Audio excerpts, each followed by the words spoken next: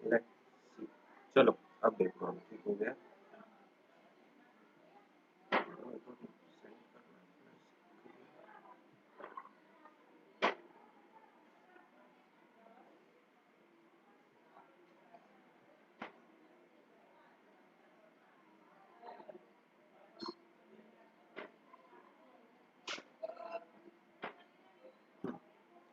देखो question number one क्या था हमारा। क्वेश्चन नंबर वन ये था कि हमारे पास कुछ ऐसा है कि द फोर्स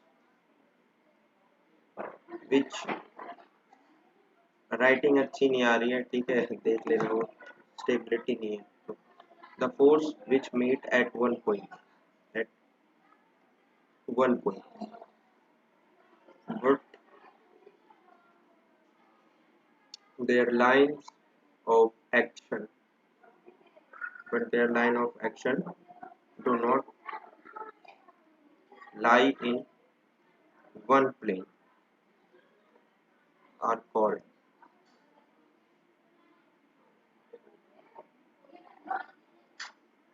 तो क्या कहेंगे, तो तुम्हारे पास कुछ ऑप्शन होंगे ए बी सी। तो इस तरह के क्वेश्चन तुमने किए हैं, मतलब ये डायरेक्टली तुम्हारे बुक में ही है। तो ऑप्शन में जैसे मैं यहाँ पे दे देता हूँ वही ऑप्शन कोप्लेनर फोर्स।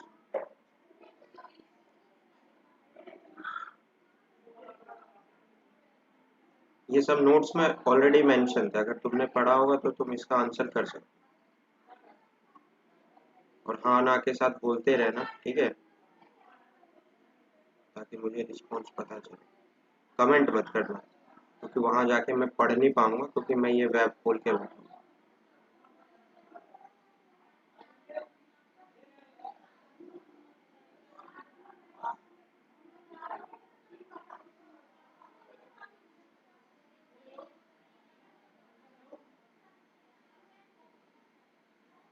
तो इसमें से ऐसे कुछ क्वेश्चन आएंगे और तुम्हें इसमें से उनका ऑप्शंस बताना होगा कि हाँ भाई कहाँ पे होगा और इसका करेक्ट ऑप्शन क्या है। तो तुमको इस चीज़ का नॉलेज होना चाहिए कि भाई हमने पढ़ रखा है कि ये एक प्लेन है, एक प्लेन के अंदर मौजूद सारे फोर्सेस को हम कोप्लेनर फोर्सेस बोलते हैं, और एक ही पॉइंट से अगर बहुत सारे फोर्सेस पास हो रहे तो उसे कंकरेंट फोर्स। तो कुछ इस तरीके से ये चीज़ तुम्हें पता होना चाहिए।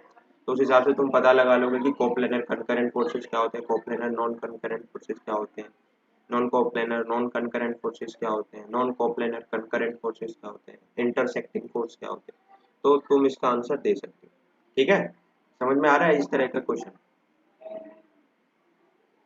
ठीक। तो क्वेश्चन नंबर टू पे जो क्वेश्चन नंबर टू देखो जरा। क्वेश्चन नंबर टू क्या है कि अब इसको थोड़ा सा चेंज कर दिया। अगर तुम इसे वेक्टर फॉर्मेट में पढ़ चुके हो या तुम इसे फोर्स फॉर्मेट में पढ़ोगे तो भी आसान रहेगा। अब तुमको क्या बोला गया है कि अगला क्वेश्चन है कि दो फोर्सेस हैं, two force each equal to T/2। ठीक है, दो फोर्सेस है, दोनों बराबर है, किसके बराबर है, T/2 के, and act at right angle. तो तुम्हारे दिमाग में एक चीज तो पहली चीज खटक जानी चाहिए कि तुम्हारे पास रिजल्टेंट का फॉर्मूला होता है ना जब 90 डिग्री होता है, तो उसमें क्या करते हैं, F1 का स्क्वायर प्लस F2 का स्क्वायर, यही करते हैं ना। हाँ, तो बस वो चीज ऐसे गेट कर जाना चाहिए तुम्हें कि क्वेश्चन देखा और ये चीज कर, घूमना फिरना नहीं है क्वेश्चन। अब क्वेश्चन बहुत लंबा चौड़ा है, लिख के देता हूँ। देखो ऐसा है कि two force each equal to T/2 act at right angle, their effect may be neutralized neutralized by a third force. अब इनका इफेक्ट तो न्यूट्रलाइज कौन करेगा, रिजल्टेंट ही कर सकता है, और कौन करेगा।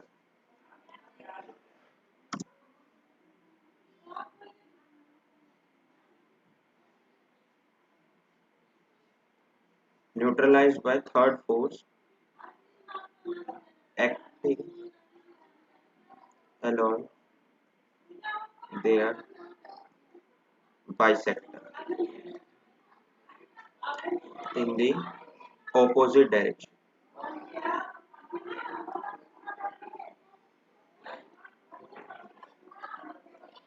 with a magnitude of question mark. अब यहाँ ऑप्शंस दिए हुए हैं T/2, रूट 2t, सी दे रखा है ए दे रखा है सिर्फ टी, सी दे रखा है t/2, डी दे रखा है t/√2 और ई दे रखा है 2t।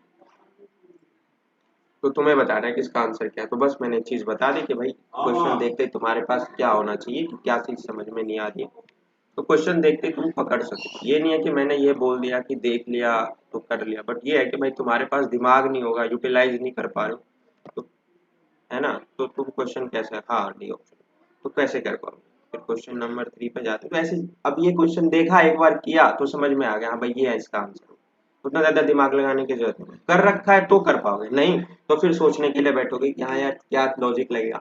अब वो वहां पे क्वेश्चन में कैसे दे देगा कि रिजल्टेंट क्या मैक्सिमम कब आता है और मिनिमम कब आता है, ठीक है।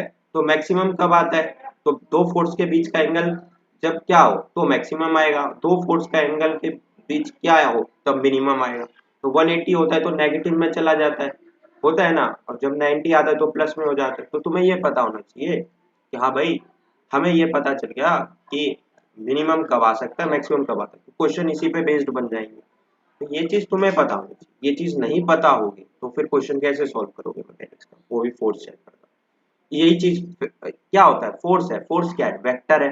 तो मैंने तुम्हें वेक्टर क्यों ज्यादा पढ़ा है, तो वेक्टर पढ़ाने का लॉजिक ही यही था कि तुम्हारे पास ये लॉजिक हो कि हाँ भाई फोर्स के क्वेश्चन आसानी से कर सकते हैं। अब यार तुम लोग ऐसे ऐसे नाम से आ रहे हो, ये कौन है मिस्टर चार्मी, मेरे पास किसकी आईडी है ये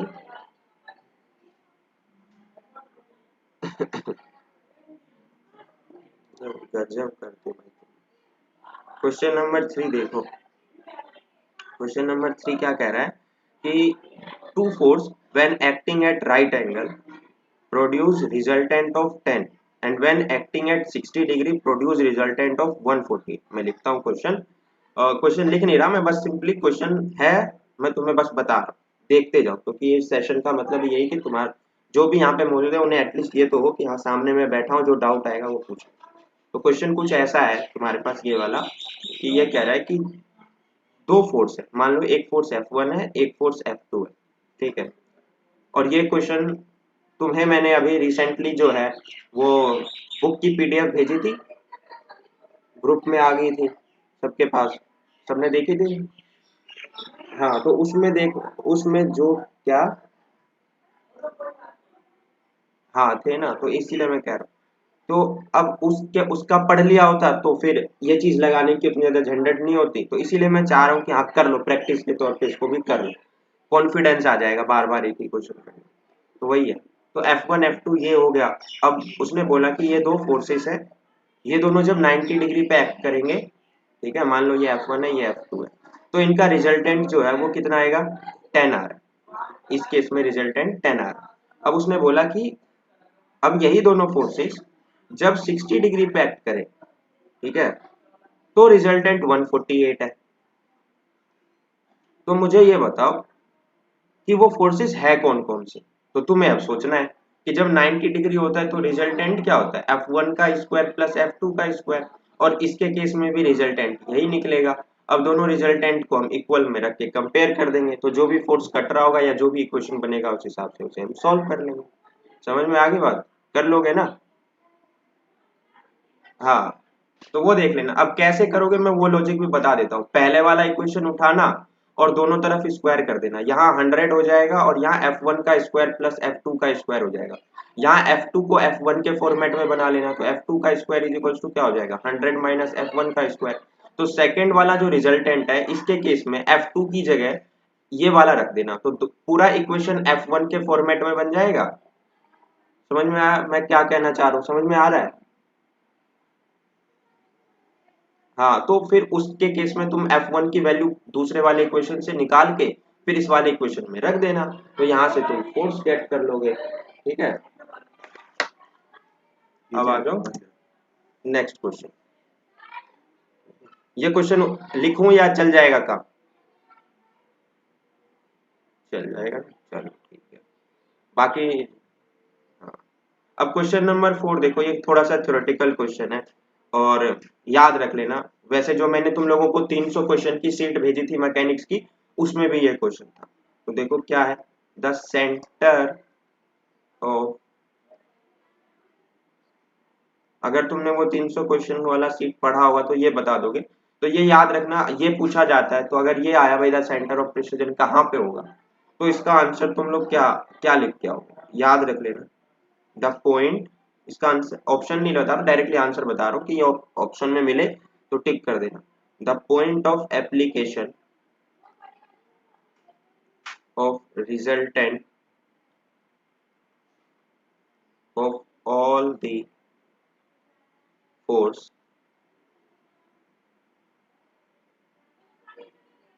tending to causes a body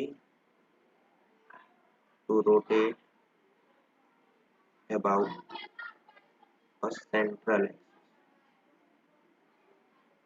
Nikita तुमने ये क्वेश्चंस किए हैं ना, तुमने इस बुक से पढ़ा था आई थिंक।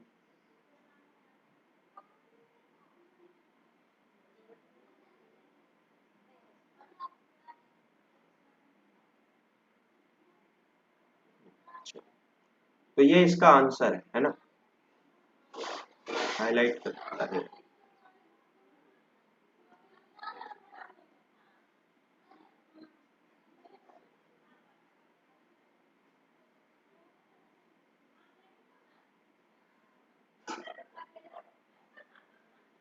तो ये याद रखना, ठीक है, इसका आंसर यही होगा। हम जब भी ये ऑप्शन में मिले तो, क्योंकि क्या होता है ना, थ्योरेटिकल क्वेश्चन यार रटे रटाए आ रहे हैं।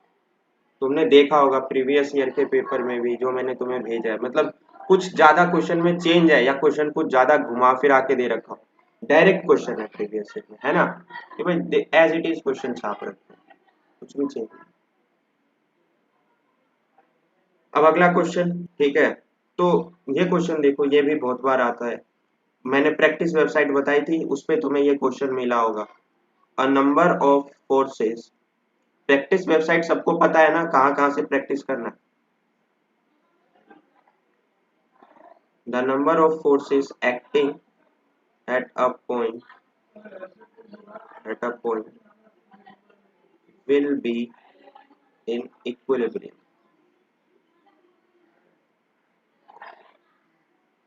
if,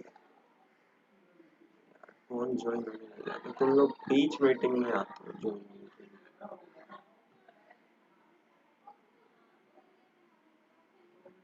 A number of forces acting at a point will be in equilibrium if, बताओ कब होता है कोई बॉडी जब इक्विलिब्रियम में हो, हम कैसे बोल सकते हैं कि वो इक्विलिब्रियम में, इसकी कंडीशन बताओ।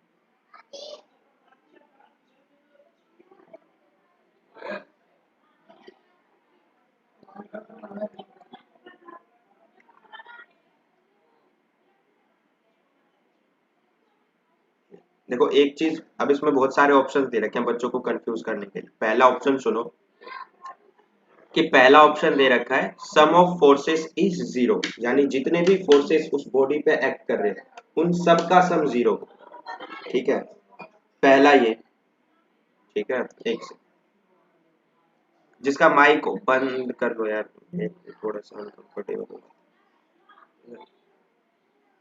सम of the forces is zero, क्या ये है? दूसरा, क्या ये है? Algebraic sum of the force is zero, उनका अलजेब्रिक सम जो है फॉर सभी फोर्सेस का वो जीरो हो। या option number third, option number third ये है कि sum of resolved part in two perpendicular directions are both zero, मतलब summation F X is equals to zero हो, summation F Y equal to zero हो, या D, इनमें से कोई भी नहीं। तो बताओ क्या ऑप्शन, इसका आंसर सी होगा कि भाई हम फोर्स को जब तक रिजॉल्व ना करें तब तक हम उसके इक्विलिब्रियम कंडीशन तक तो पहुंच नहीं सकते। तो हमें सबसे पहले फोर्स रिजॉल्व करना है, तो पहले हम फोर्स रिजॉल्व करेंगे। और एक चीज ये भी होता है कि बॉडी पे लगने वाला जो मोमेंट होता है उससे भी हम परफेक्ट, है ना, वो भी याद रखना कि वो भी केस सही हो सकता है, ठीक है, तो वो भी गलत है, तो इसमें ऑप्शन में है नहीं वो। तो आप क्वेश्चन नंबर 6 देखो। क्वेश्चन नंबर 6 का आंसर बताना क्या होगा। अब बोल, डायरेक्ट फॉर्मूला है, कुछ अलग नहीं है। The resultant of two force A and B acting at some angle alpha is, अगर दो फोर्सेस हैं, ठीक है, जो किसी एंगल पर एक्ट कर रहे हैं, वो एंगल का नाम है अल्फा, तो बताओ रिजल्टेंट का क्या फॉर्मूला होगा, बताओ।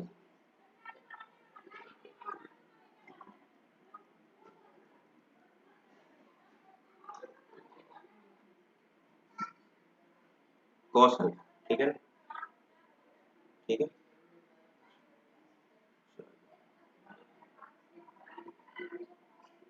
चलो अब आते हैं क्वेश्चन नंबर 7 पे। इसका आंसर तुम लोग दोगे। इफ टू, पेन पेपर लेके बैठे हो ना सॉल्व करने के लिए।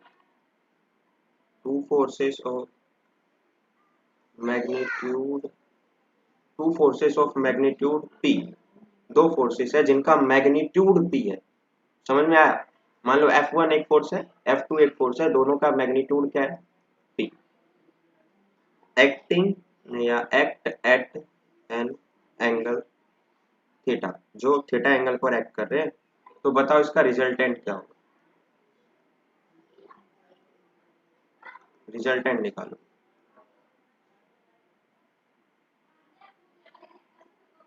जल्दी। हाउ मेनी,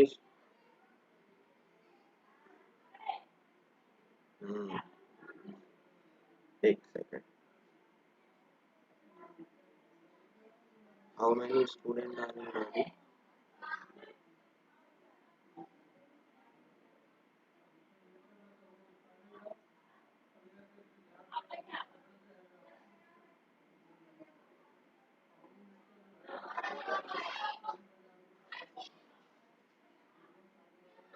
सब सॉल्व कर रहे हो। विजय, संचित, प्रभाकर, परीक्षित, निकिता, नवीन, एवरीवन।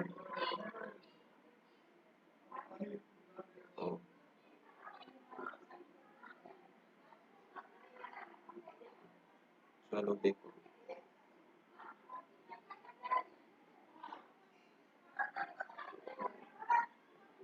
इसका आंसर क्या होगा खुद सोचो।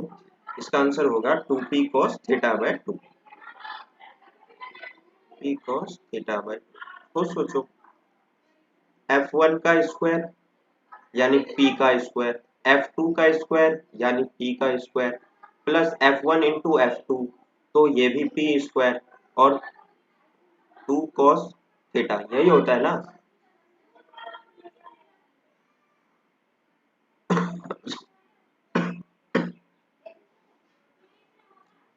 तो सही से देखो, अब इसके हिसाब से फॉर्मूला लगाओगे तो ये पी स्क्वायर, ये पी स्क्वायर क्या हुआ, 2p स्क्वायर, और ये भी क्या हो गया 2p स्क्वायर कॉस थीटा।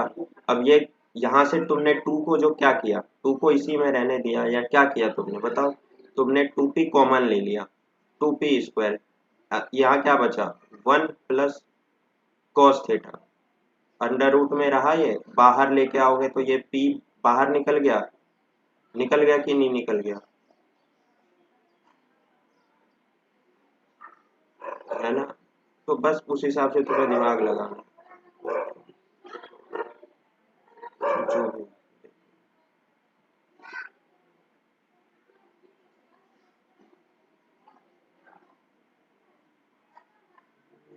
आगे क्वेश्चन क्या है, आगे क्वेश्चन है 8वां क्वेश्चन, ये भी सिंपल है। अब यहाँ पे बस एक चीज गौर करने वाली बात ये है कि तुमको बोला गया है कि दो फोर्स है, अनम्यूट कर लो जब मैं बोलूं, जब आंसर के लिए बोलूं तभी उसको, two forces of 6 and 8 kg, दो फोर्सेस है, अब केजी के फॉर्मेट में, 6 and 8 act at right angle, ये दोनों राइट एंगल पर एक्ट कर रहे हैं टू ईच अदर, एक दूसरे के। The the resultant force will be, बताओ क्या होगा।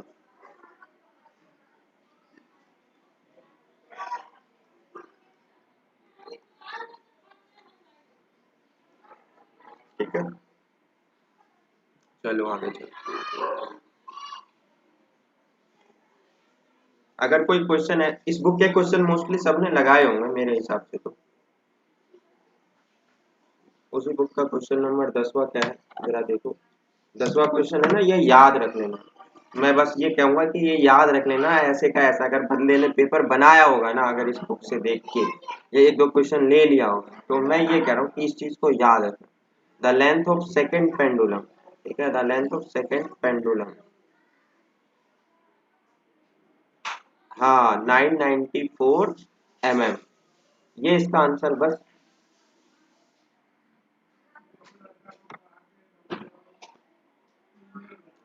तो वो चीज याद रख।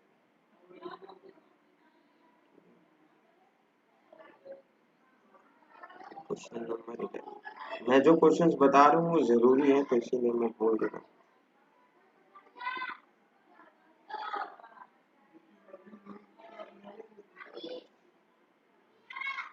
अच्छा, तुमने जो नोट्स दिए थे मैंने, उसमें प्रोजेक्टाइल मोशन के इक्वेशन पढ़े थे तुमने? हाँ, तो प्रोजेक्टाइल मोशन में जो मैंने इक्वेशंस बताए थे उसमें उसको अप्लाई करना है। तो जैसे ये वाला क्वेश्चन है, तो ये तुम अप्लाई करना, उसके फॉर्मूले अगर भूल गए तो रिवाइज करके। The angle of projection when the range का फॉर्मूला होता था ना, range is equal to the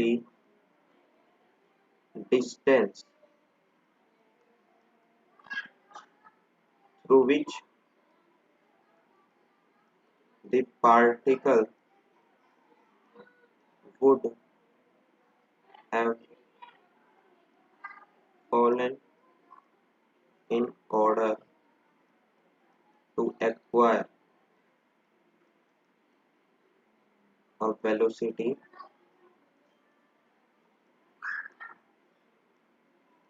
equal to the velocity of projection। तो ये क्वेश्चन सॉल्व करना, इसका ऑप्शन तुम्हें बता रहा हूँ, ऑप्शन क्या क्या है इसका। ऑप्शन है 22 1.5 डिग्री, बी ऑप्शन है 30 डिग्री, सी ऑप्शन है 45 एंड डी ऑप्शन है 40। ठीक है, तो इस क्वेश्चन को अप्लाई करना, देखना क्वेश्चन बड़ा सिंपल सा है। कह रहा था angle of projection when the range is equal to the distance through which particle would have fallen in order to acquire a velocity equal to the velocity of projection। Next आते हैं और next पे बात। हाँ, next question भी projectile पे ही है, ये भी देख लो। ठीक है,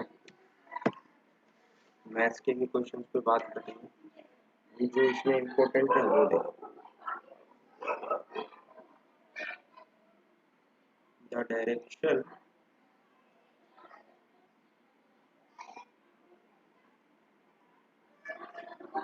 direction of projection, the direction of projection the range for the range of a projectile। पता है ये क्वेश्चंस ऐसे नहीं है कि ये क्वेश्चंस आईक्यू लीड के बेसिस पे, ये क्वेश्चंस पता है कहाँ से उठाए हुए हैं, 11th के या जेई मेंस के क्वेश्चंस है कुछ, वहां से उठा लेते हैं बहुत पुराने पुराने बुकों में से, और इन्होंने उसमें ना ये छाप दिया। अब कुछ बताया ना पढ़ाया ना, डिप्लोमा में ये सब चीजें पढ़ाई जाती है, तो फिर उस इश्यूज आते हैं, इसीलिए मैंने वो चीज़ डाल दिया, पढ़ा दिया। तो इसलिए वो बोलते हैं कि जेई मेंस का या वेक्टर तो हमारे में था नहीं, आप कैसे पढ़ा रहे हैं, तो वो चीज़ इसीलिए पढ़ा रहे हैं।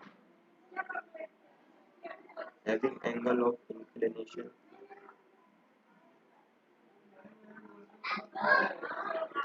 30 degree to the horizon,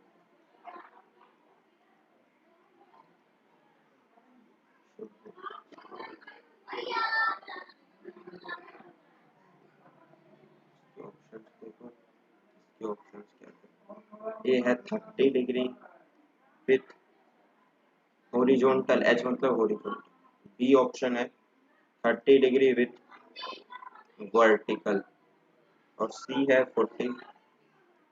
45 degree with horizontal, और इसका डी ए बी। देख लेना जो भी ऑप्शन है, ठीक है, मे भी हो सकता है, मैंने सॉल्व नहीं किया है। देख 45 डिग्री विथ इंक्लाइन।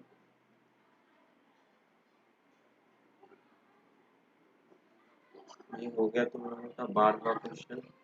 उसका क्वेश्चन नंबर भी लिख दे रहा हूँ, ठीक है ना, यहाँ पे 12वां नहीं था, 15वां। अब देखो एक क्वेश्चन है ये भी, एक क्वेश्चन ये बहुत इम्पोर्टेंट है, ये याद रखना। क्वेश्चन नंबर 17 है। जब कोई बॉडी परफेक्टली इलास्टिक होती है, तो याद, थ्योरेटिकल क्वेश्चन है।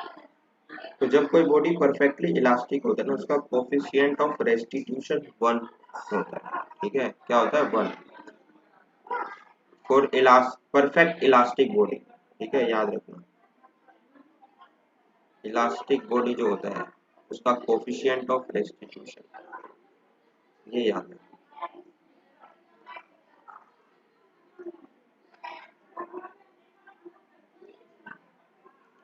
चलो 17 पे आते हैं। 17 पे तो हो गए। क्वेश्चन नंबर 18 है। क्वेश्चन नंबर 18 क्या है ना, क्वेश्चन नंबर 18 कह रहा है a bound watch spring process energy in spring के अंदर पोटेंशियल फॉर्मेट में एनर्जी होती है। तो बेसिक बात है, कर दोगे।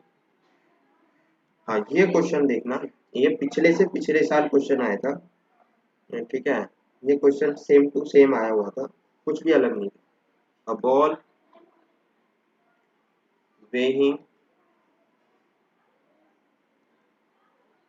250 gram is thrown vertically upward with a velocity 980 centimeter per second. The time that the ball will take to return back to the। तो मैंने डायरेक्ट फॉर्मूला तुम लोगों के नोट्स में मेंशन कर रखा है कि अगर हम जब किसी बॉल को ऊपर फेंकते हैं तो यहाँ टी टाइम्स का एक फॉर्मूला है, और जब बॉल नीचे आता है तो उस टी का 2 टाइम्स लग जाता है, दोगुना हो जाता है ना। एक तो ऊपर जाने वाला टाइम और एक सेम पॉइंट पे नीचे आने वाला टाइम। तो अगर ये फॉर्मूला तुम्हें पता होगा तो बस उसको इसमें अप्लाई करना, आंसर निकल के आ जाएगा, ठीक है। इसका आंसर था 2 सेकंड।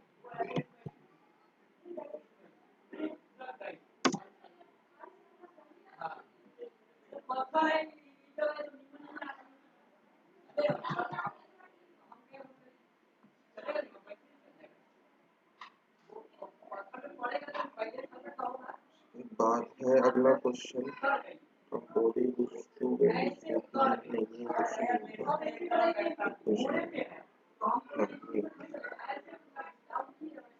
अब इसी क्वेश्चन में एक केस क्या दे रखा था, इसी क्वेश्चन में केस ये दे रखा है, in the case the maximum height attend by the ball.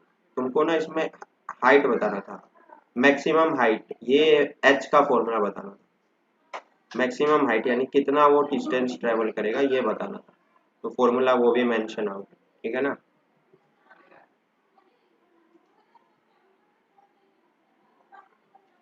सबको समझ में आ रहा है ना, ये जो क्वेश्चंस बता रहा हूँ, ठीक है।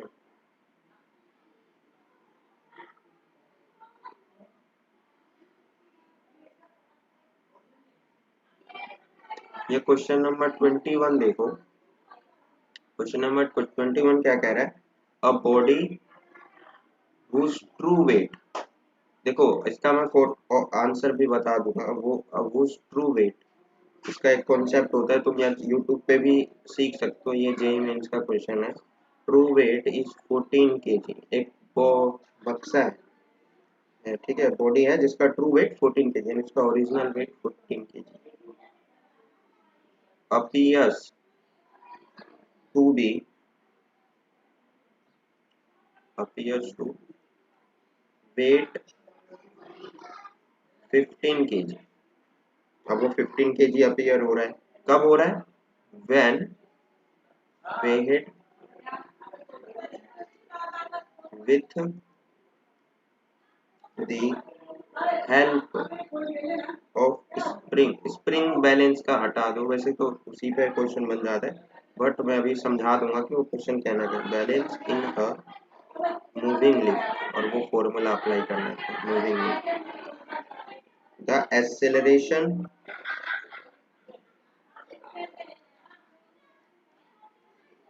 of the lift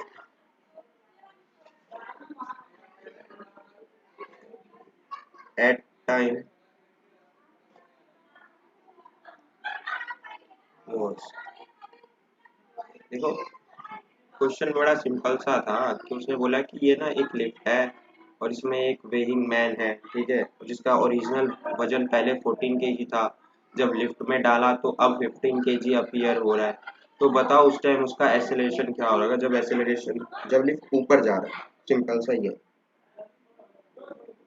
तो इसका कॉन्सेप्ट तुमको पता है कि भाई हम एक्सेलरेशन निकालते हैं ना जब, तो हमें ये पता होना चाहिए कि अपवर्ड के टाइम में क्या फॉर्मूला लगता है, डाउनवर्ड के टाइम में क्या फॉर्मूला लगता है, ये डायरेक्टली मेंशन आउट है तुम्हें, है ना, है कि नहीं, ये बताओ। सबको पता है ना, तो उसके केस में तुम बस कुछ नहीं करना, अपना इसका डायरेक्ट ही फॉर्मूला निकालना, reaction minus W is equals to M into A. M into A क्या है? ये एक्सेलरेशन है जो हमें निकालना है, और ये क्या है? रिएक्शन वाला फोर्स है, ऊपर की तरफ जो भी लग रहा हो जहां भी, उसमें से हमने क्या माइनस करना है? वेट माइनस करना है, ठीक है।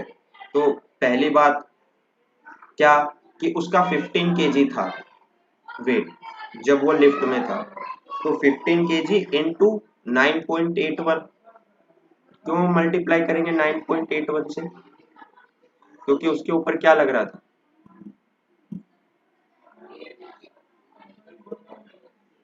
Gravity, acceleration due to gravity, ठीक है। अब इसमें से क्या माइनस कर दोगे बताओ? उसका ओरिजिनल वाला जो वेट था 14 इंटू 9.8। क्यों किया ये भी याद रखिएगा, ये केजी में है इसीलिए 9.81 ले जा रहे हैं, ठीक है, फोर्स बना रहे हैं। अब जो भी वेट होगा उसका, वही फोर्स रिस्पॉन्सिबल होगा ना उसके एक्सेलरेशन के लिए, समझ रहे हो? तो यहाँ से एक्सेलरेशन जो निकालेंगे वो उसको डिवाइड कर देंगे किससे? एम से, ठीक है। और एम क्या लेंगे? उसका मास। उसका मास कितना आएगा? तो वही उसका मास था 14, ठीक है। सबको समझ में आ रहा है, हाँ या ना?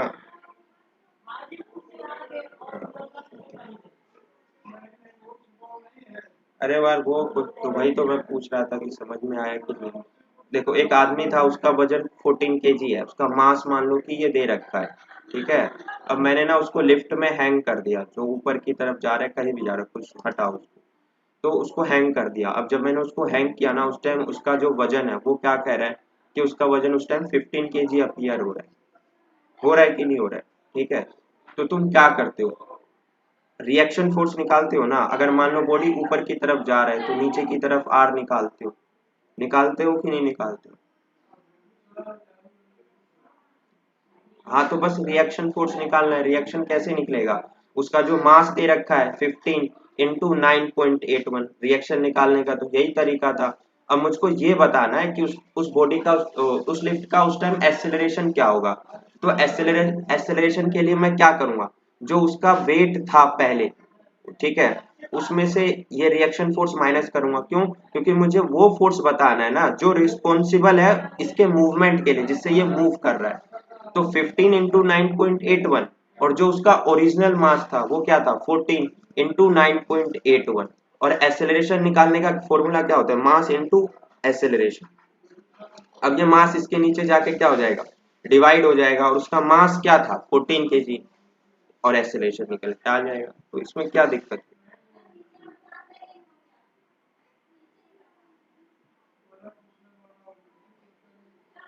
समझ में आ गया ये क्वेश्चन?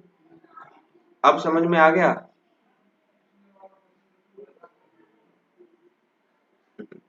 अब आ गया थोड़ा सा। आ, गजब। ये क्वेश्चन याद रखना, सेम टू सेम क्वेश्चन है, आता है बहुत बार। ठीक है। If the value of g on the moon is 1/6 of the of that on Earth, the frequency of oscillation at the moon as compared to that on Earth will be। ठीक है, तो ये क्वेश्चन मैं लिख देता हूँ, कितना होगा मैं हाँ 1/6 ऑफ दैट on Earth। ठीक है, यही है ना कि अब क्वेश्चन ही वैसे आने हैं, अब तुम सॉल्व करने थोड़ी बैठोगे, तो उसमें याद ही हो जाना है कि हाँ भाई ये क्वेश्चन आया तो ठीक यही करना। ठीक है, तो वो चीज है। हाँ, चलो देखो, ये क्वेश्चन लिख नहीं रहा मैं। ठीक है, और आई थिंक अगर ना हो तो आप लोग देख लेना, मैं भेज दूंगा। ये क्वेश्चन देखो, a jet engine, a jet engine works on the principle of, ये इंपॉर्टेंट क्वेश्चन बता रहा हूँ, सारे क्वेश्चन नहीं है बट मैं ये गेस कर लेता हूँ कि हाँ भाई इसका आंसर बी होगा, conservation of linear momentum. 9th class का क्वेश्चन है, कंजर्वेशन ऑफ लीनियर मोमेंटम। ठीक है, तो जेट इंजन जो होता है वो इस प्रिंसिपल पर काम करता है। ठीक है, ये याद रख।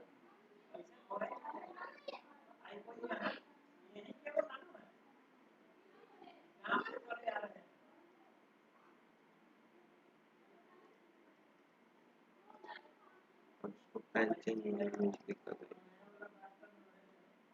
इसके बाद अगला क्वेश्चन देखो, my periodic time of body simple harmonic motion से क्वेश्चन तो पूछेंगे। हाँ, ये क्वेश्चन आता है कि मैक्सिमम, ये क्वेश्चन देखो, ये याद रखना है तुम्हें कि मैक्सिमम रेंज जो होता है ना किसी भी प्रोजेक्टाइल का, तो उस टाइम जो एंगल होता है वो सिंपल सा लॉजिक है कि मैक्सिमम रेंज कब आता है, जब थीटा 45 डिग्री। ये याद रखने की चीज है।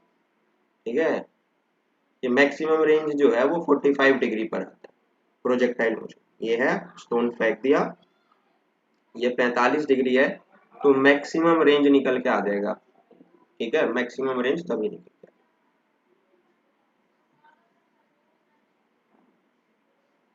गेट कर पा रहे हो मैं क्या कहना चाह रहा था उस क्वेश्चन में? Everyone,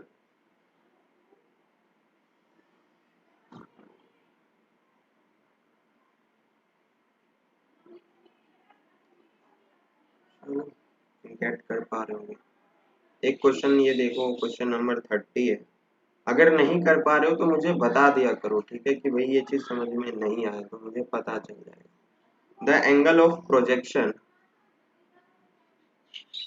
the angle of projection alpha of a projectile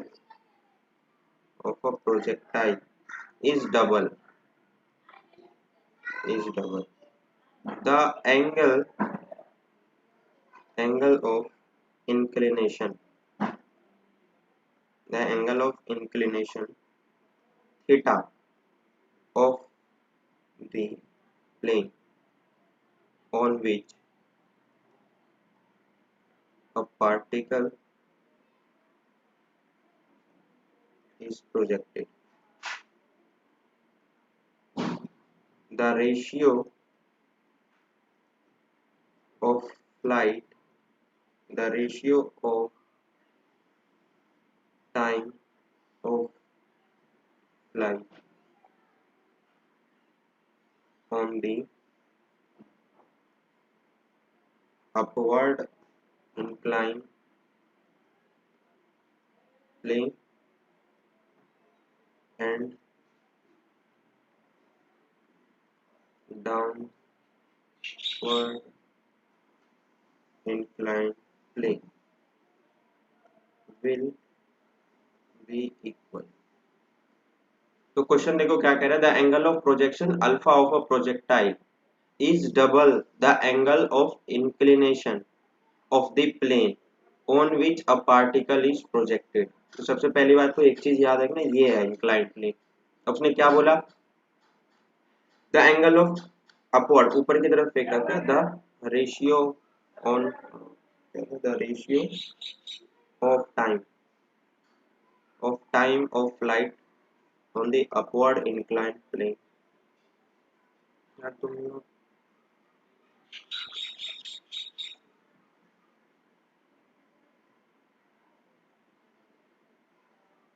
ठीक है, ये चीज देख लेना कि ये एंगल जो है ना, और यहाँ से तुम स्टोन,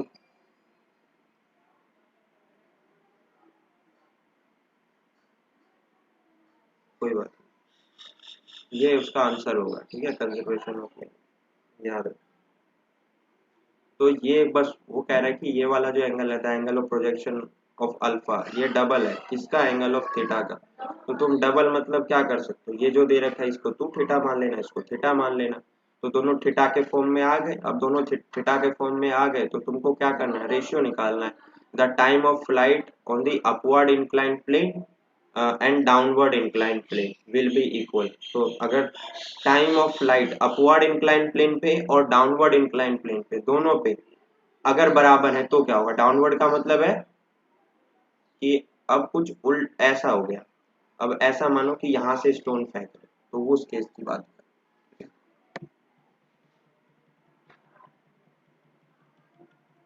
अब आगे इसका आंसर अगर तुम्हें नहीं पता तो मैं बता देता हूँ, 1/2 cos अल्फा आएगा, ठीक है।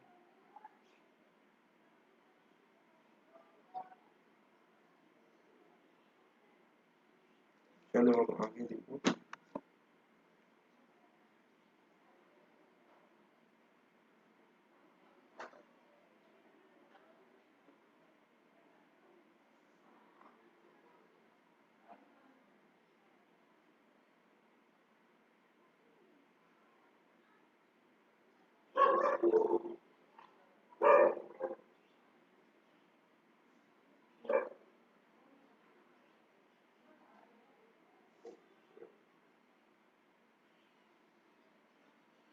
जेट इंजन का मैंने प्रिंसिपल बताया था कि जेट इंजन किस प्रिंसिपल पर काम करता है, बस वो चीज बताया था। उसका आंसर था कि भाई वो कंजर्वेशन ऑफ लीनियर मोमेंटम पर काम करता है, ठीक है। और उसके बाद ये क्वेश्चन बताया, ये 30 वाला क्वेश्चन है, उसको कर लेना, तो इससे ज्यादा नहीं पता। हाँ, maximum range of projectile, maximum range of projectile is 45 degree, ये याद है। जो भी हम प्रोजेक्टाइल मोशन करते हैं ना, तो उसमें ये जो प्रोजेक्टाइल का एंगल होता है ये 45 डिग्री होगा, तब हमारा मैक्सिमम रेंज निकलता है, ये चीज पता है। तो ये सारे क्वेश्चन तो मोस्टली फिजिक्स के ही है, मैकेनिक्स के क्वेश्चन सभी आएंगे क्योंकि ये सब तो तुमने पढ़ ही नहीं रखा है। एक ये वाला क्वेश्चन है, इसको देख लेना, उसको सॉल्व करना, मैं नहीं बताऊंगा कि कैसे सॉल्व करना, इतना जरूर पता है कि तुम लोग कर लोगे। ठीक है, इसमें कुछ नहीं करना है, बस कुछ सॉल्व करना है हमें फोर्स। देखो क्या, ये कुछ ऐसा क्वेश्चन बना हुआ है।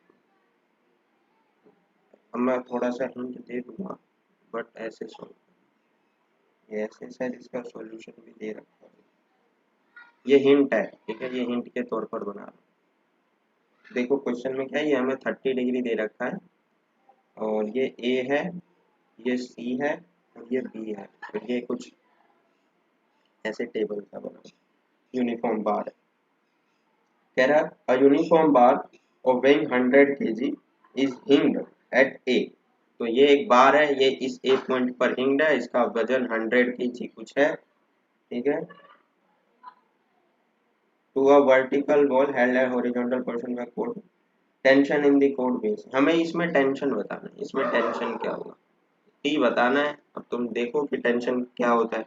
अब पहले क्या करोगे, फोर्स रिजॉल्व कर लोगे। तो एक इस डायरेक्शन में, मान लो इसके पास टेंशन टी है, ठीक है, और इसके पास ये ए बी है, ठीक है, तो ए बी ये क्या होगा, ये हो जाएगा ए बी साइन 30 डिग्री, और ये है तो ये हो जाएगा ए बी कॉस 30 डिग्री। अब इसका ये निकाल लेना। समझ में आया मैं क्या कह रहा था, कर लोगे ना।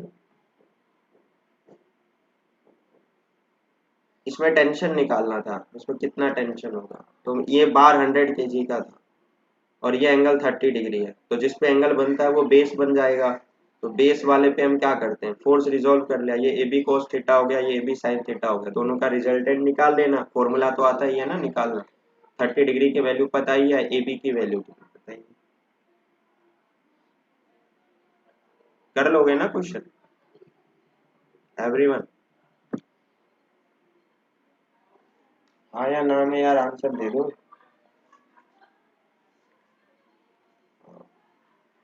कर हाँ राइट। अगला क्वेश्चन, अगला क्वेश्चन इसी क्वेश्चन में ना, इसी में ही एक और चीज पूछ रखा है। Have a problem the reaction on the bar at the A बिंदु।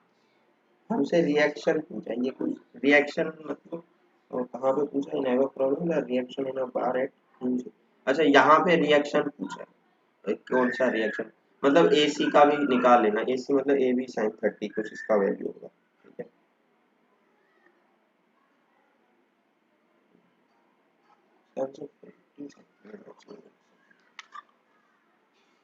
आंसर देखो, हाँ 35 ही होगा। देखो इसमें रिएक्शन पूछा ना, तो इसमें रिएक्शन मतलब इसमें फोर्स पूछा है। तो जब तुम इसको सॉल्व करोगे तो ए बी यानी ए बी हो गया 100, साइन 30 की वैल्यू 1/2 काट दिया, तो आंसर कितना आया 50, को 50 kg लिखा हुआ है, ठीक है। तो ये ऑप्शन है इसका, कर लेना, देख लेना। 34 उसके बाद 36वां क्वेश्चन देखो, ये डायरेक्ट क्वेश्चन आया, तुमसे फॉर्मूला पूछा गया है यहाँ। यहाँ 36 है, कह रहा था total time of flight of a projectile on a horizontal plane. एक हॉरिजॉन्टल प्लेन पे, ठीक है, टोटल टाइम ऑफ फ्लाइट, ठीक है, टोटल टाइम ऑफ फ्लाइट का फॉर्मूला क्या होता है, T total time of flight का क्या फॉर्मूला होता है, तो 2u साइन अल्फा बाय जी, ठीक है, ये याद रखिएगा, 2u साइन अल्फा बाय, ये टोटल टाइम। अगर नोट्स पढ़े होंगे तो ये तो याद ही होगा तुम्हें। अच्छा ये क्वेश्चन बताओ, क्वेश्चन नंबर 37, ये क्वेश्चन आ रखा है तुम्हारे किससे क्वेश्चन आ रखा है, ये क्वेश्चन आ रखा है, चैप्टर है ना तुम्हारा लिफ्टिंग मशीन्स, मशीन वाला जो चैप्टर है,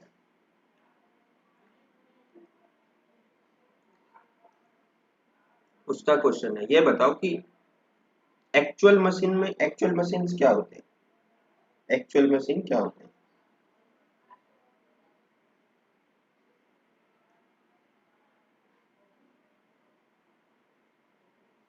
चलो ऑप्शन लिख के दे देता हूँ, इसमें से बताओ। मैकेनिकल एडवांटेज, एमए लिख रहा हूँ, मैकेनिकल एडवांटेज को एमए बोलते हैं, ठीक है, बुक में भी एमए लिखा है। MA is equal to V R velocity ratio,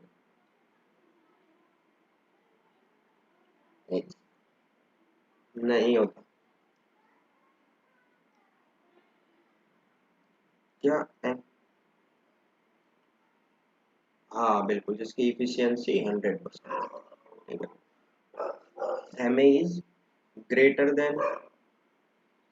then V are,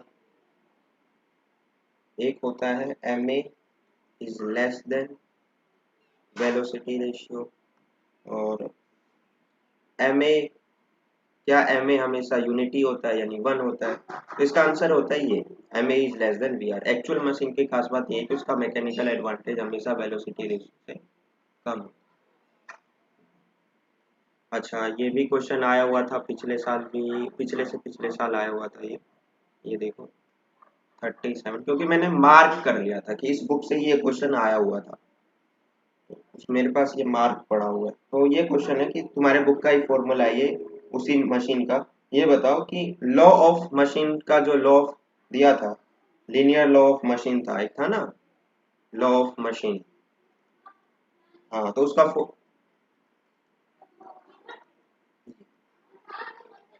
P is equals to M W plus C, ये होता है लॉ ऑफ मशीन। ये याद रखना, ये पिछले से पिछले साल का क्वेश्चन आया हुआ है, ठीक है।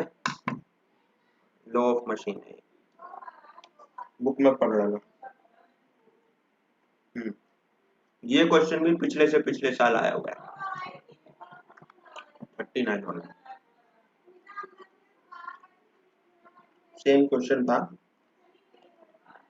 और इस तरह के क्वेश्चन तो बहुत हो चुके हैं। Stone is throne up, direct formula apply करना है, from the foot of tower. ये लॉ ऑफ मशीन होता है, इसको याद रखें। लॉ, अब अच्छे से डिटेल में पढ़ रहे हैं तो नोट्स में पढ़ लेना, और या बुक में पढ़ लेना मैकेनिक्स। अभी तो फिलहाल हम क्वेश्चन पे डिस्कशन कर रहे हैं, तो टॉपिक्स पे तो बात कर नहीं सकते। With a velocity 25 metre per second and at same time another stone is dropped from the top of tower। अच्छा, एक बार ग्रुप में ना कोई भी जाके बोल दो कि मीटिंग अगर किसी ने ज्वाइन नहीं किया तो मीटिंग में ज्वाइन कर ले, फिर ये ना कहें कि फिर वीडियो अपलोड नहीं हुई टाइम से, क्योंकि वीडियो का कुछ पता नहीं मैं कब अपलोड करूँगा। Two stones will cross each other। बहुत अच्छा क्वेश्चन है, और मैं बता भी चुका हूँ इसके बारे में। आप कुछ नहीं बोला, एक क्वेश्चन देखो, एक ही बिल्डिंग है, ठीक है। अब मान लो एक स्टोन को ऊपर फेंका गया और उसी स्टोन को नीचे फेंका गया, तो वो कह रहा है कि वो टाइम बताओ जब दोनों ने एक दूसरे को क्रॉस किया होगा। मतलब मान लो कि ये स्टोन यहाँ भी होगा, ये स्टोन यहाँ भी होगा, तो मुझको ये बताओ कि जब इस दोनों स्टोन ने एक दूसरे को क्रॉस किया होगा तो वो टाइम क्या होगा। बस सोचो कैसे करना है इसे। इसका आंसर 2 मीटर पर सेकेंड था, sorry 2 second, time metre per second में 2 सेकेंड। क्वेश्चन नंबर 40, ये क्वेश्चन देखो, पिछले साल भी ये क्वेश्चन आया हुआ है, इसी टाइप का क्वेश्चन, और तुम्हारे नोट्स में तो इस तरह के क्वेश्चन बहुत सारे हैं। क्वेश्चन देखिए जरा। A particle start from rest, ये पिछले साल का क्वेश्चन है, इसी टाइप का क्वेश्चन है, ये कह सकते हैं। Start from rest and move in a straight, in a straight line, in a straight path, whose equation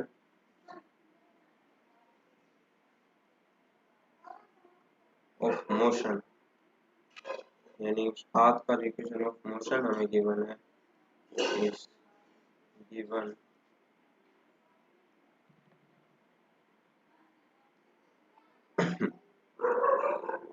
by s is equals to 2t cube minus t square minus 1।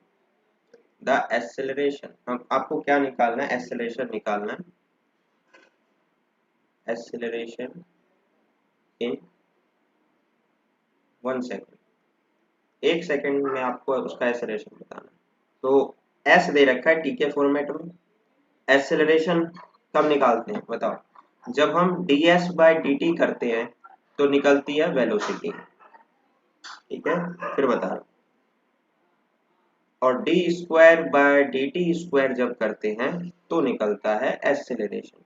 तो कुछ नहीं करना, इसको 2 बार डिफरेंशिएट कर देना। जब 2 बार डिफरेंशिएट कर दोगे तो t की जगह पे 1 सेकेंड 1 रख देना, क्योंकि हमें 1 सेकेंड पे उसका एक्सेलरेशन बताना है। और इससे तुम्हारा क्या निकल के आ जाएगा, हाँ, वही जो तुम्हें चाहिए, एक्सेलरेशन। ठीक है, तो यूनिट में मिस्टेक मत करना। इसका आंसर क्या आएगा देख लो डिफरेंशिएट करके। हाँ 10 सेकेंड आएगा। हाँ 10 मीटर। समझ में आ रहा है सबको? हाँ ना में जवाब दे दो, ये क्वेश्चन तो आने हैं।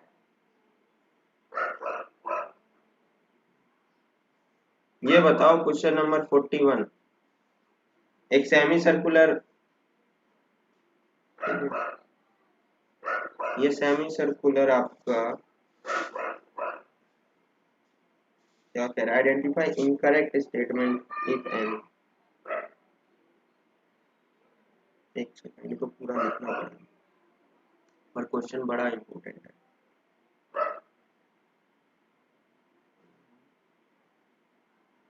चलो कोई नहीं, लिख देता हूँ।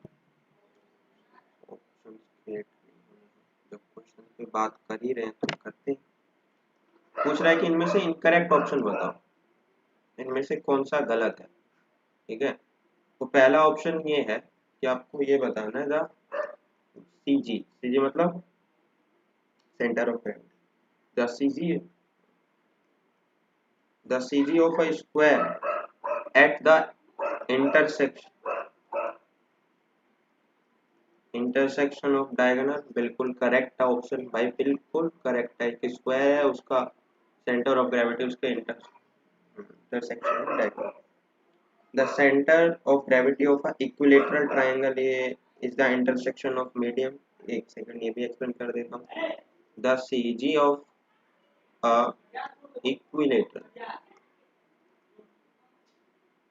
ट्रायंगल,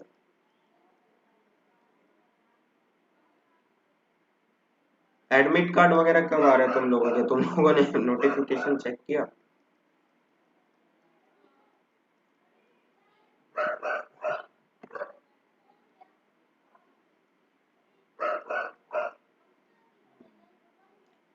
देखो, जो हमारा इक्विलेटरल ट्रायंगल है वो कुछ ऐसा है। अब उसका सेंटर ऑफ ग्रेविटी कहाँ ऐड करता है, उसका सेंटर ऑफ ग्रेविटी वहाँ ऐड करता है जहाँ उसका मीडियन इंटरसेक्ट करता है। एक ये मीडियन, एक ये मीडियन, एक ये मीडियन, इसका बुक में भी बना हुआ है।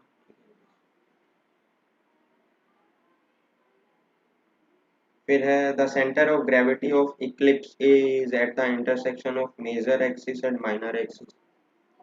The centre of gravity of ellipse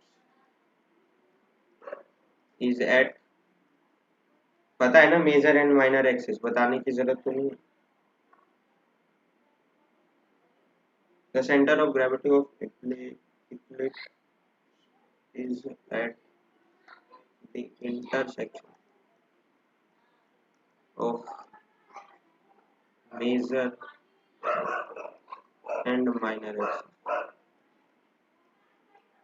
तो बना लेना ग्राफ पे इक्लिप्स, ठीक है, और उस हिसाब से देख लेना। ये ऑप्शन भी ठीक है, वहीं पे लाई करते हैं। Option number D, option number D कह रहा है the centre of gravity of right angle triangle is at intersection of the median. हाँ ये भी ठीक है, ये है उसका मीडियन, ठीक है, और यहीं पे ही लाई करता है। तो option number D, please unmute कर लो जो भी म्यूट नहीं है।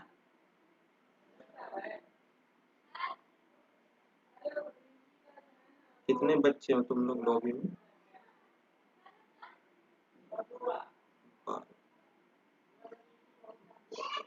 डी वाला ऑप्शन यही था कि राइट एंगल ट्राइंगल का सेंटर ऑफ ग्रेविटी क्या उसके मीडियन पर, जहाँ मीडियन लाई करता है वहां होता है। तो हाँ बिल्कुल ठीक है, जहाँ उसके मीडियन एक दूसरे को इंटरसेक्ट करते हैं वहीं पे लाई करते हैं।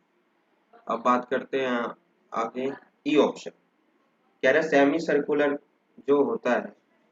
अब उसमें ये बुक में यही खराबी है, या सेमी सर्कुलर डिस्क बोला है या रिंग बोला है, तो कुछ भी हो, रिंग हो या डिस्क हो, उसका सेंटर ऑफ ग्रेविटी कहाँ पे एक्ट करेगा, क्या ये जो रेडियस है उसका आर, तो क्या वो r/2 पर एक्ट करता है? ठीक है, वो बोला उसने, सेंटर से r/2 डिस्टेंस पर एक्ट करता है, तो गलत है, तुम देख लेना। हाँ, तो मैंने तुम्हें वो चीज करवा रखा, तो ये याद रख लेना, उसमें ट्रिक भी लिख रखा है कि कैसे याद करोगे। क्वेश्चन नंबर 42 डायरेक्ट है कि देखो, डायरेक्ट लिखा हुआ है ना इसमें, इसमें भी वही चीज, तो इसलिए मैंने कहा फॉर्मूला याद रखना। कह रहा है the centre of gravity of hemisphere from its base measured along the vertical radius r is at distance from, तो 3r/8 होता है ना? डेरिवेशन डेरिवेशन करके सॉल्व करा रखो। ये हेमिस्फेयर का है, ठीक है, याद रखना, हेमिस्फेयर।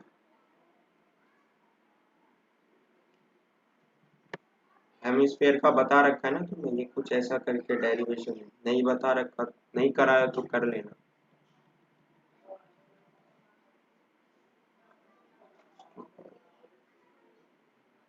जो कोन होता है, राइट सर्कुलर कोन, कोन का भी बता रखा हूँ डेरिवेशन के थ्रू, बता रखा हूँ। उसका कहाँ पे लाई करता है? उसका लाई करता है h/4।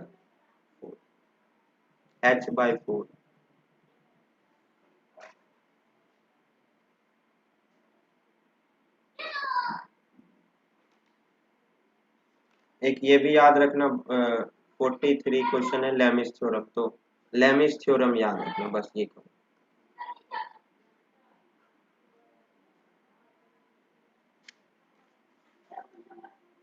साइन ऑफ एंगल, वो कह रहा है कि एक वो है पॉइंट है, वहां पे तीन आपके फोर्सेस एक्ट कर रहे हो, कुछ इस तरीके से एक्ट कर रहे हो कि तीनों का रिलेशन जो है ना वो एक दूसरे का साइन के साथ बनता हो, साइन साइन थीटा के साथ, तो वो लेमिस थ्योरम है, बस बात।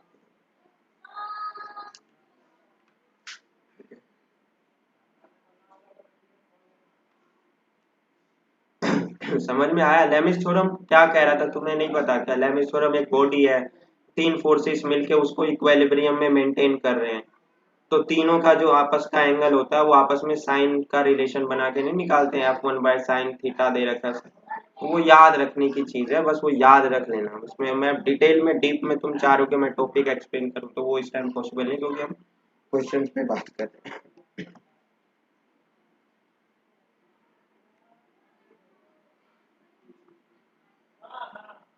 कह रहा था centre of gravity of a plane lamina will not be at its geometrical center if it is a right angle triangle। याद रखना क्वेश्चन नंबर 47 कि ये सिर्फ और सिर्फ राइट एंगल ट्राइंगल में होता है। कह रहा है कि centre of gravity of a plane lamina, कोई एक प्लेन है, लेमिना मालूम ही है तुम्हें, तो उस हिसाब से वो कह रहा है कि the centre of gravity of a plane lamina will not be at its geometrical centre, उसके ज्योमेट्रिकल सेंटर पे नहीं होता। ज्योमेट्रिकल सेंटर मतलब ये एक राइट एंगल ट्राइंगल है, अब मुझे ये बताओ कि इसका ज्योमेट्रिकल सेंटर क्या है? ठीक है,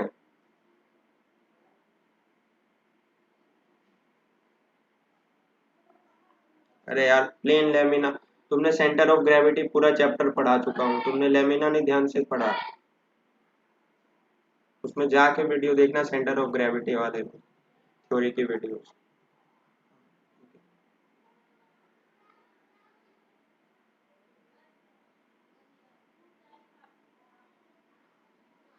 Center of gravity of solid cone lies on an axis at height h equals to total cone। अच्छा, वर्टेक्स से पूछा है, देखो एक होता है ये सॉलिड कोन है, एक हम यहाँ से निकालते हैं तो h/4 पे पड़ता है, और यहाँ से जब निकालते हैं इस वर्टिकल एक्सिस से जब निकालते हैं सेंटर ऑफ ग्रेविटी, तो h/8 पड़ता है, h sorry sorry sorry sorry h/8 नहीं होगा, 3h/4 होगा। ठीक है, क्या होगा? 3h/4, बिकॉज h/4 पड़ गया था, और 3h/4 कर दोगे तो कितना हो जाएगा? 4h/4, 4 ने 4 को मार दिया, उसकी टोटल हाइट।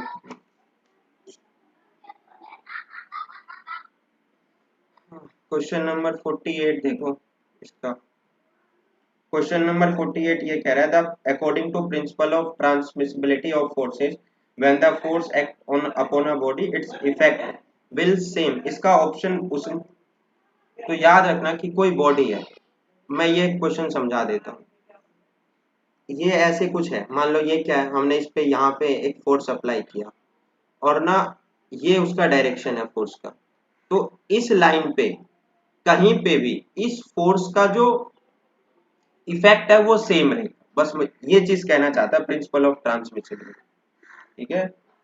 और मैक्सिमम होगा उसके सेंटर ऑफ ग्रेविटी पे, वो दोनों बात कहते हैं।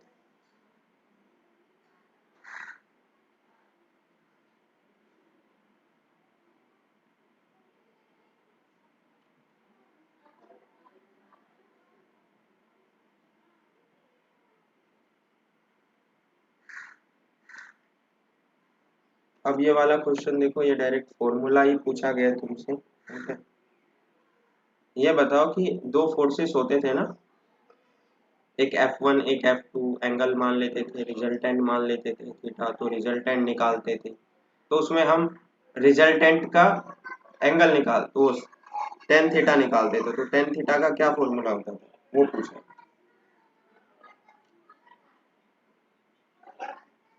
हाँ वो याद रखना, वो बुक में ही है फोर्स वाले चैप्टर में, तो वो चीज पूछा, direct formula. Law of polygon of forces वाला क्वेश्चन है, तो तुम कर लोगे, इतना जरूरी नहीं है। फिर यहाँ पे नेसेसरी कंडीशन पूछा है इक्विलिब्रियम का, तो कोई बॉडी अगर इक्विलिब्रियम में है तो उसका vertical sum of vertical force zero होना चाहिए, sum of horizontal force zero होना चाहिए, और algebraic sum of the forces about a point must be zero, यानी सारे कंडीशन ट्रू है। और सभी फोर्सेस का सम ऑफ मोमेंट वो भी जीरो ही होगा।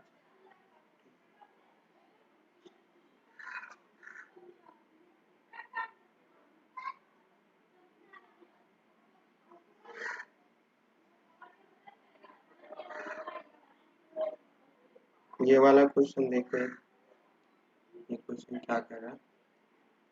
क्वेश्चन है कि अ बॉल, खुद से कर लेना ये तो, ball of mass 1 kg moving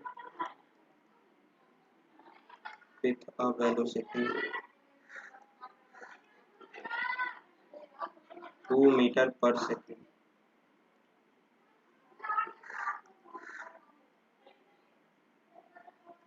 अब कौन बार बार यार, तुम लोग अब इतना लेट ज्वाइन हो रहे हो।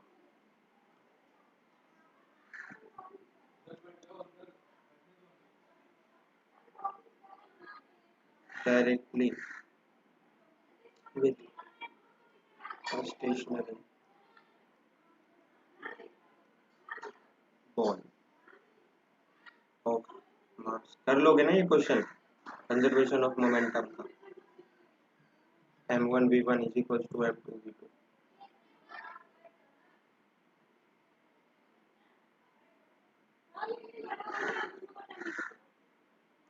if the first ball comes to rest after the impact, the velocity of second ball after impact। तो वो याद रखना, ये formula m1v1 is equals to m2v2, ठीक है। दोनों बॉल का निकाल लेना। जो पहला बॉल है, मान लो ये बॉल 1 बॉल 2 है, दोनों का स्टार्टिंग में क्या मोमेंटम था, तो दोनों का सम, और दोनों का बाद में मोमेंटम निकाल लेना, दोनों का सम, और बराबर रख देना, because law of conservation of momentum, तो यही है। और यहाँ से तुम वेलोसिटी निकाल लो, ठीक है, हो जाएगा। सभी से हो जाएगा ये क्वेश्चन।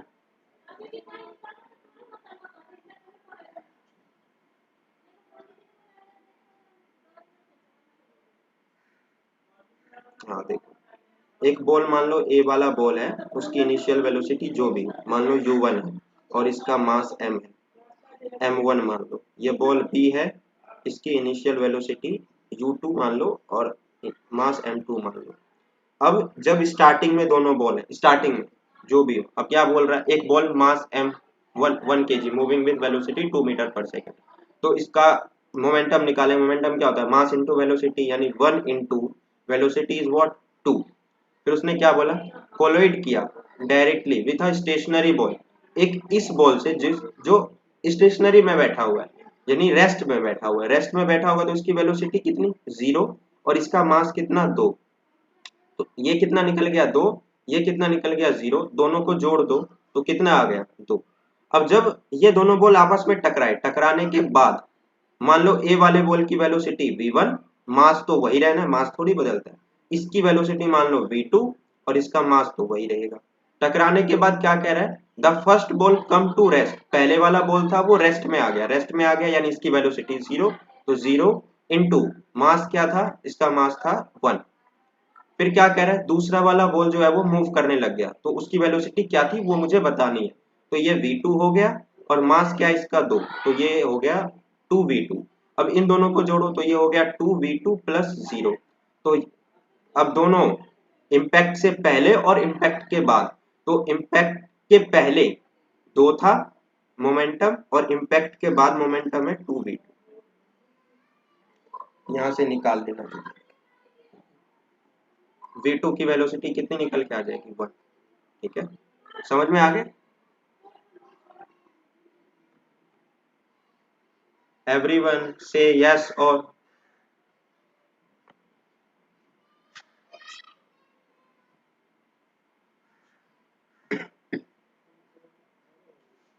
अगला क्वेश्चन क्या है, अगला क्वेश्चन फ्रिक्शन पे है। क्वेश्चन है तुम्हारा फ्रिक्शन।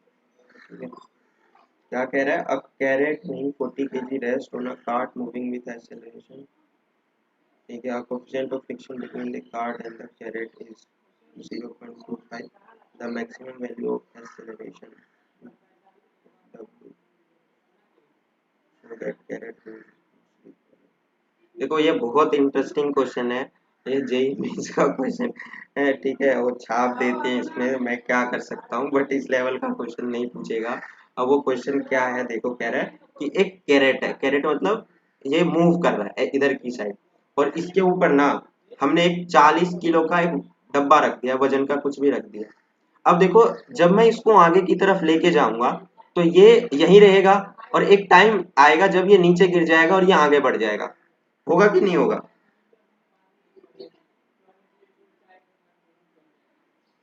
समझ में आया मैं क्या कह रहा हूँ, ये क्वेश्चन जो समझा रहा हूँ।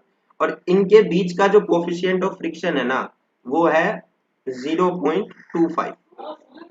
ठीक है, तुम्हें बताना the maximum value of acceleration w so that crate does not slip along the cart.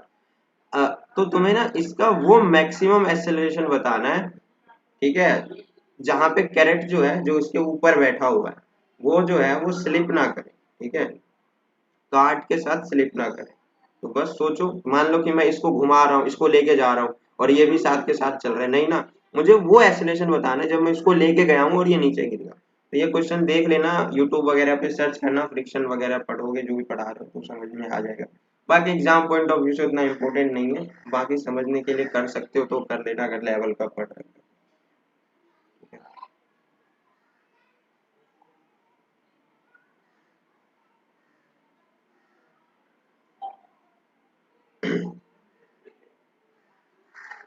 अच्छा एक बात बताओ, ये क्वेश्चन 64 है, जीके टाइप क्वेश्चन है। The motion of bicycle wheel is what, rotatory, translatory, linear, rotatory as well as translatory and curvilinear, खुद ही बताओ। ये साइकिल घूम रहा है, ठीक है, चलो साइकिल छोड़ो, हमारा अर्थ है अपने एक्सिस पर। हाँ क्यों, क्योंकि वो अपने एक्सिस पर घूमता भी है और आगे भी चलता है, तो रोटेटरी एंड ट्रांसलेटरी दोनों। ठीक है,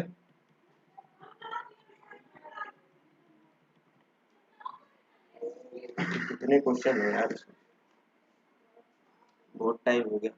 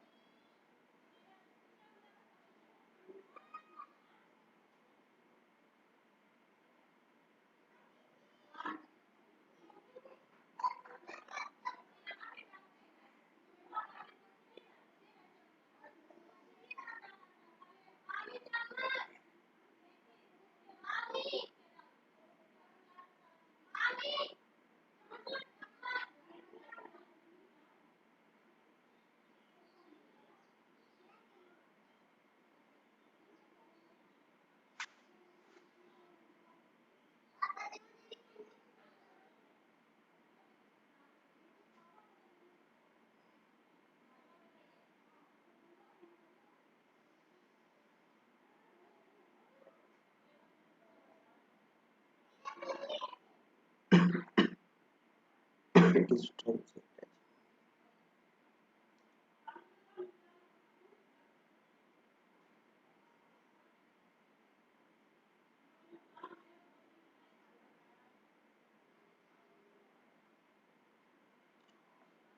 एक ये इस तरह के क्वेश्चंस कर लेना। अगर कर सकते हो तो देखो क्या कह रहा है कि ये एक इंक्लाइंड प्लेन है, ये 30 डिग्री है, और ये एक बॉक्स है डब्लू, डब्लू दे रखा है, ये एक स्प्रिंग से अटैच है,